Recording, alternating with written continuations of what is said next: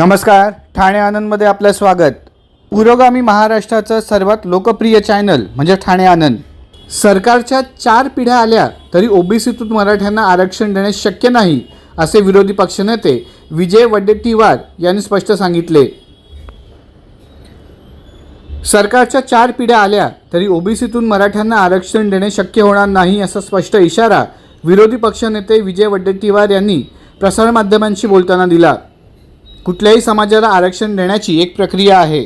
सरकारला ओबीसीमधून आरक्षण देणे शक्य राहील असे मला तरी वाटत नाही। दरम्यान विजय वडेट्टीवार पुढे बोलताना म्हणाले की कोणत्याही समाजाला दुसऱ्या प्रवर्गातून आरक्षण देताना त्याला मागास आयोगाच्या प्रक्रियेतून जावे लागते, सर्वेक्षण करावे लागते आणि त्या समाजाला आपले शैक्षणिक आणि सामाजिक मागासलेपण सिद्ध करावे लागते।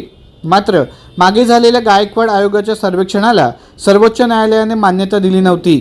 अशा स्थितीत सरकारला नव्याने काही करायचे असेल तर तो सरकारचा प्रश्न आहे।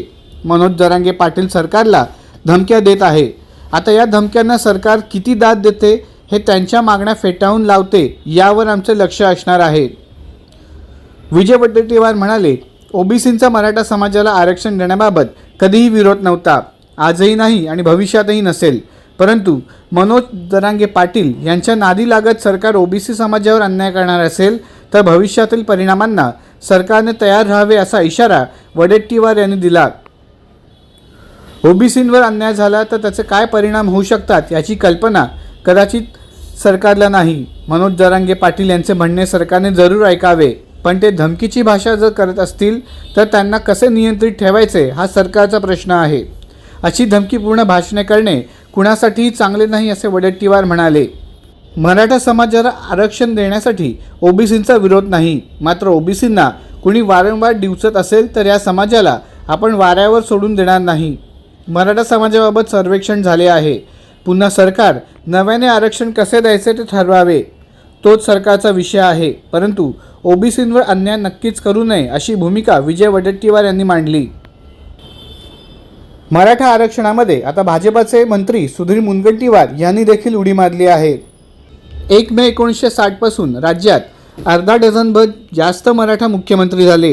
त्यामुळे मराठ्यांच्या आरक्षणासंदर्भात ओबीसी नेत्यांना दोष देता येणार नाही असे परखड वक्तव्य राज्याचे सांस्कृतिक कार्यमंत्री सुधीर मुनगंटीवार यांनी केले आहे।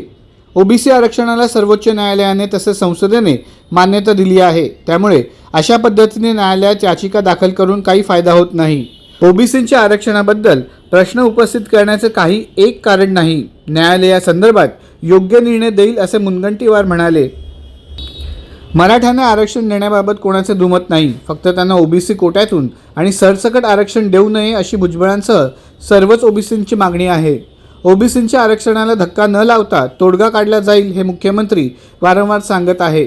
ओबीसींना मिळालेले आरक्षण संसदेने पारित केले आहे, त्यामुळे घटनाबाह्य म्हणणे तर्कसंगत नाही असे ते म्हणाले।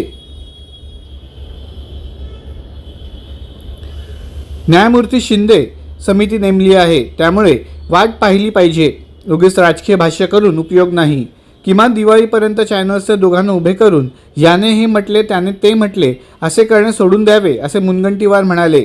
कार्तिकी पूजेमध्ये कोणते उपमुख्यमंत्री जातील या संदर्भात मुख्यमंत्र्यांनी निर्णय दिला आहे, वेळेवर तुम्हाला कळेल। जरांगे पाटील यांनी आंदोलन स्थगित केल्यामुळे आता उपमुख्यमंत्री देवेंद्र फडणवीस यांनी जरांगे पाटील यांना भेटावे याला काहीही अर्थ नाही असे मुनगंटीवार यांनी स्पष्ट केले।